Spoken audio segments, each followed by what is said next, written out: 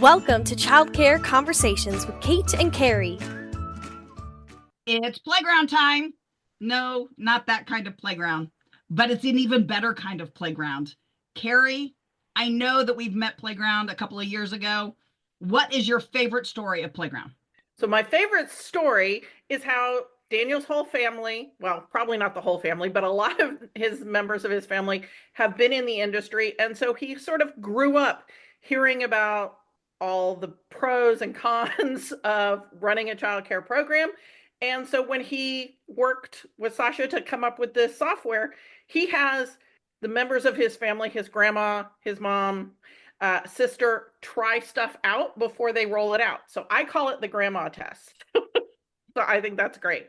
All right, so tell us what made you guys decide to launch this software, and then tell us about some of the cool things you have coming up.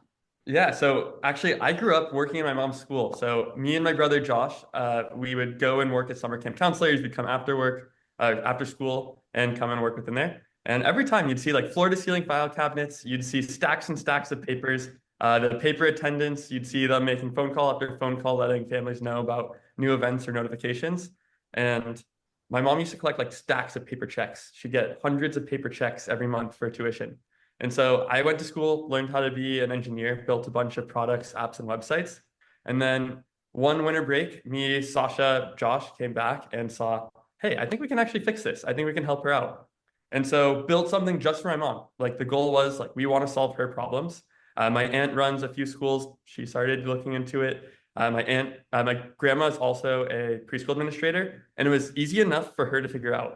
And that's the birth of the grandma test there, is my grandma was able to figure out how to use the software, how to make it actually do the thing she wanted it to do. Nobody had to train her, nobody had to teach her, kind of like an Instagram. She kind of picked up and was able to figure it out. And then, yeah, my sister's actually also an occupational therapist for childcare too. So now me and my brother are in it. You're right, it's almost every single person in my family is in childcare. Okay, what poor family member doesn't work in the field? My dad works in construction, but he has helped build some preschools, and he also helps fix my mom's school pretty often. That seems relevant. Yeah, and I'm all about the construction. That's like real estate investing is my other hat, and it's the other thing I do. So I was a general contractor for a number of years while still working in early childhood.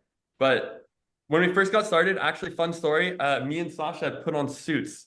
My mom was not the decision maker. She had a boss, and we put on suits, created like a whole presentation. We're like, this is what we'll build for you. And we actually sold Playground before we even built a single line of code or wrote anything, knowing that we were like actually solving the problems that they needed. And it was simple enough for them to move forward. Oh, I love that story. So where's the suits today? Now we have replaced them with these shirts. Now we're just tech dudes. Wait, where's the hoodie? There's no hoodie. It's actually sitting right next to me. My husband's one of those, so I'm very familiar. I'm always like, wait, why is there a polo on today? Why are you wearing a polo or a button down today? What's happening? The team also gets really confused. They know something's like really serious if we come in wearing like a collared shirt. Yeah. I love that. I love that. So you guys have some new aspects of the software itself that have come out recently. And then you've got some other new kind of side hustles, projects, collaborations, and sponsorships. So let's start with the new parts of the software that I'm excited about. And I understand there's a secret human like who will actually help people with one of these parts. Like she's really secret. Nobody seems to know she exists. Well, yeah, the cat is gonna be let out of the bag very soon here. And I think what we're really excited about is our brand new CRM and marketing automation tool, which is an entirely new tool focused entirely on helping providers capture leads, nurture those leads, and turn those leads into paying enrolled families. And we have obviously phenomenal software and design to back that up. But we also have a lot of human resources behind it. So Kate's talking about Molly, big secret, but Molly is one of our product managers who's entirely focused on making sure that people are getting as much value as possible on that CRM product. So she's doing things like building out sequences, setting up automations, and making sure that people have the cleanest, tightest marketing flows and funnels to convert people from interested family to enrolled and happy paying customer. Okay, so you and I know what CRM is, but the person listening may not. So let's just sort of make sure that we explain to them why this is a valuable part of the software. So customer relationship management is what CRM stands for. And its goal in most CRMs is so that you, as the administrator, don't have to remember, oh, I need to send that person a follow-up to say thank you for the tour, and who actually maybe schedules the tour and sends out follow-up information a week after the tour to say, hey, I know you were going to make a decision by Friday. I haven't heard from you. So I'm going to go ahead and release that spot to the next person on my waiting list. So you don't have to remember all that. The software remembers it for you. Is that Well, right? okay. Almost, Exactly. if I'm right? So I have a question, Sasha, because isn't the CRM more the database and what Carrie just talked about is more the funnel and flow? It's both. Okay. Like a CRM CRM these days is the definition is getting broader and broader, but Okay. it includes that. And I think you can actually, and I think what Carrie brought up is those are some, table stakes automations that you should have in place. Like there's no reason why you should be working off of a spreadsheet or post-it notes strewn about your desk. My post-it notes are over there. Oh, what's really cool about it is once you have those table stakes in place, and that's what like our team helps you do. Like Molly, that's her specialty is helping you get, hey, this is the foundation. These are best practices to have in place, but you can really let your mind go crazy. One of my favorite workflows that I've seen is we have a bunch of programs that have, wait lists that are months and years long, and they'll have families apply to their program before they're even due.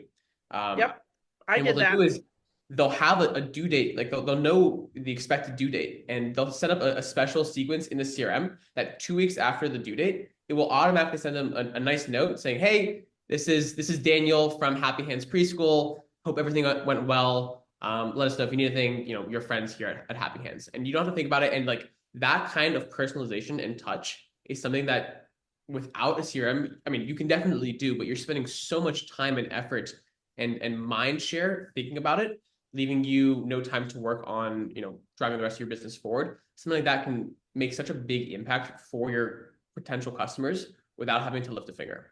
And so that's what it really lets you do. And can it help you keep your existing customers? Oh, absolutely. Yes. Those automations apply the same way. So you can create those custom audiences. So everyone who's a 2-year-old is going to get custom information and updates about what the 2s are up to versus the 4s. Same goes for, hey, we know that 90 days in, families are going to be ready to give us a referral. So we want something to automatically go out and say, hey, are you enjoying us? Know anyone that would also benefit from attending Happy Hands? Let us know. Or, hey, leave us a review on Google. Something like that goes such a long way. And being able to set up a scalable system without having to think about it once it's set up in place, it just kind of puts these growth mechanisms on autopilot for you. Okay, I have a question. If you're a program and you want to add custom fields, do you have the ability to do that within Playground? Yeah, we have custom fields on our leads for CRM, on our students to track a bunch of information. We've seen people get really creative with this. On the guardians as well, sometimes you have to track additional information for third-party payers. Like if your corporation's paying, we can track all of that within Playground. And then on staff as well. So whatever information you want to have is there.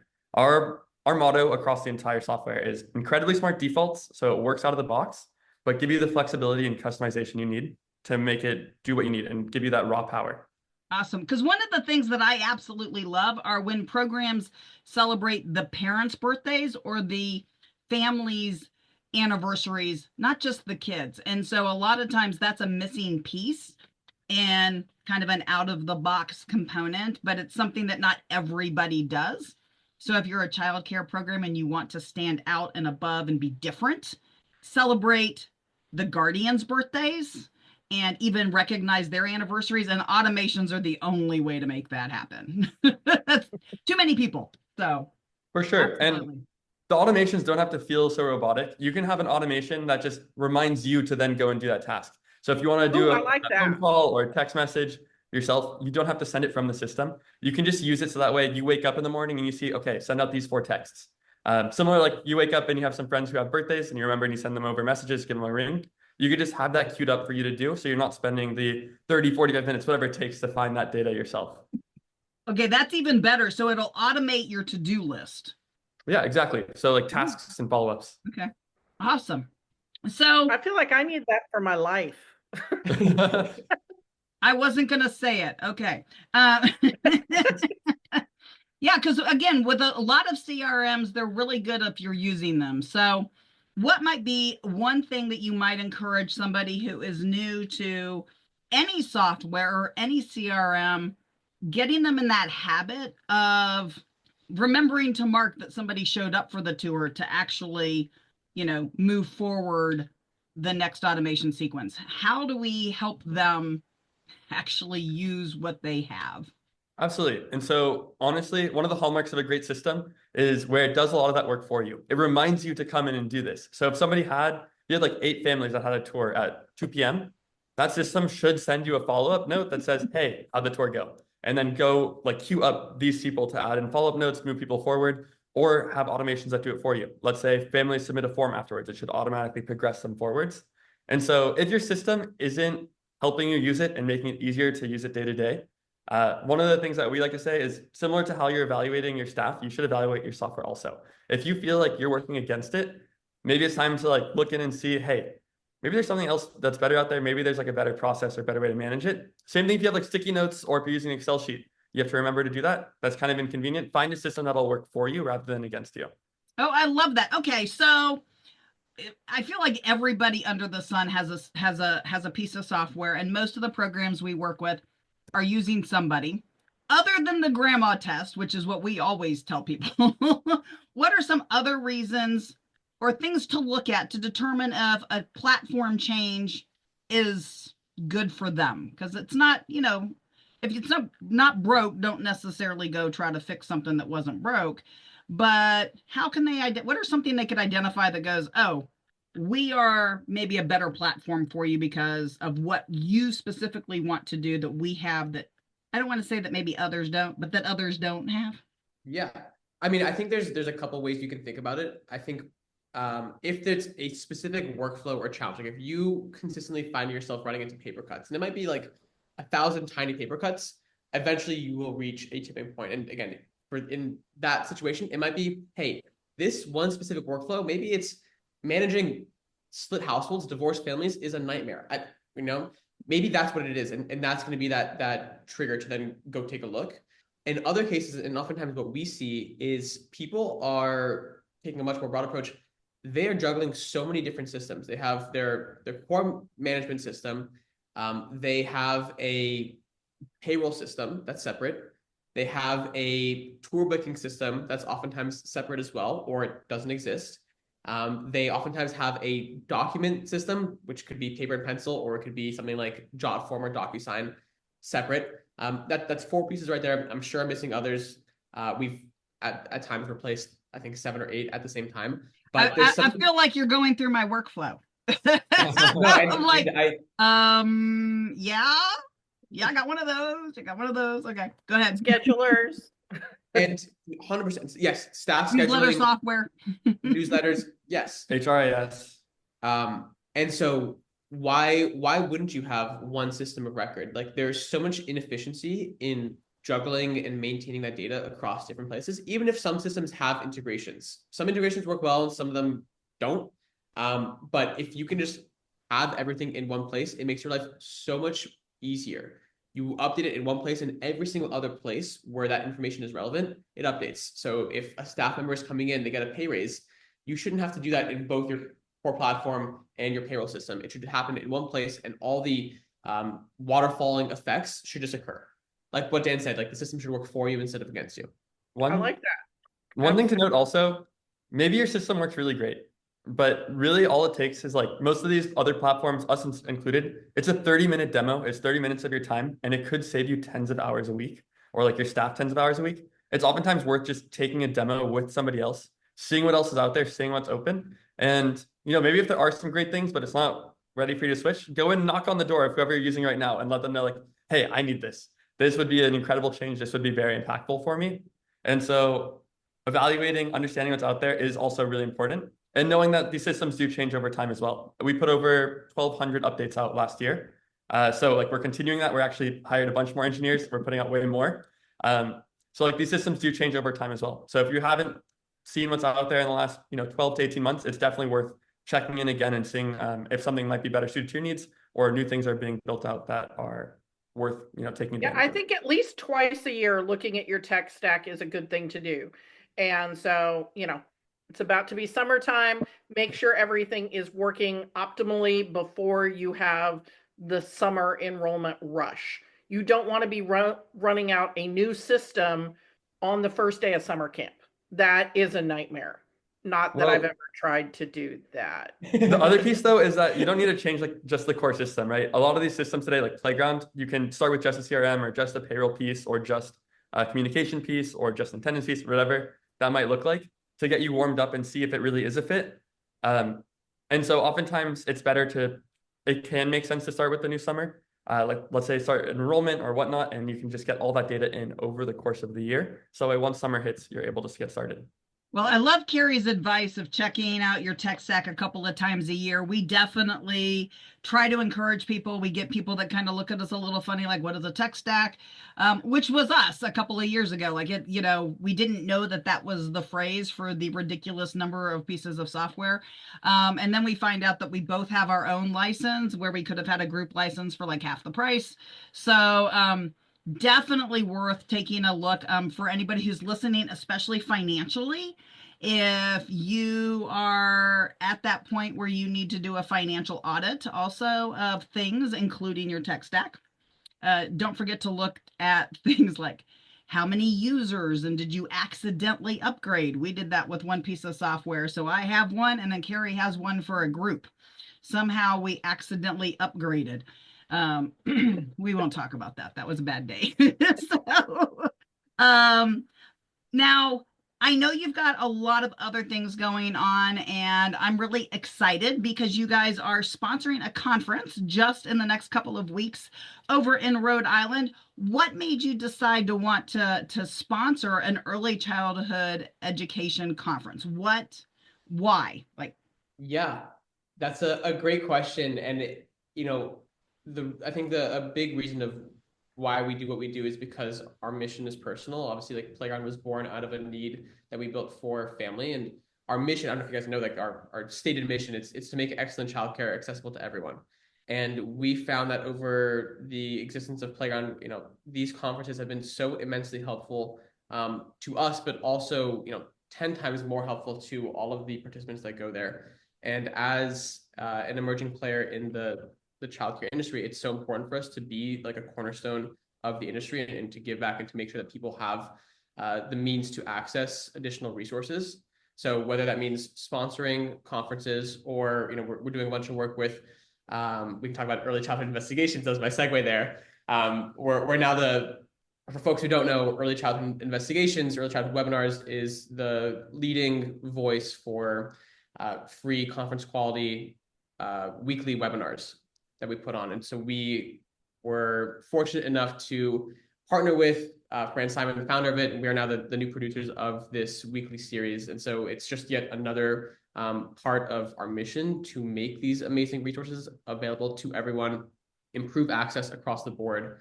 And so, both, sponsoring this conference, promoting and producing the ECI webinars, it just all aligned with the impact that we want to have on this industry. Well, awesome. Well, Carrie, do you have any closing questions before we wrap up? I just want to say I love your mission statement, making quality childcare available for everyone. Like, I think there's a lot of us who that's kind of our mission statement, but hearing it from a software company, I never have heard it like that. And I really, resonates with my heart, makes my heart warm. So thank you on behalf of the industry. So how did you guys get to know each other, Daniel and Sasha? Like, were you in a class together? Did you meet at a park? I don't know. Like, we've never talked about that part. Me, Josh, and Sasha all went to high school together, and Sasha was essentially my mother's third son. So He would basically live at our house on the weekends, and we would just spend all of the time together. So we knew that we wanted to work on something together at some point, and this obviously made a ton of sense.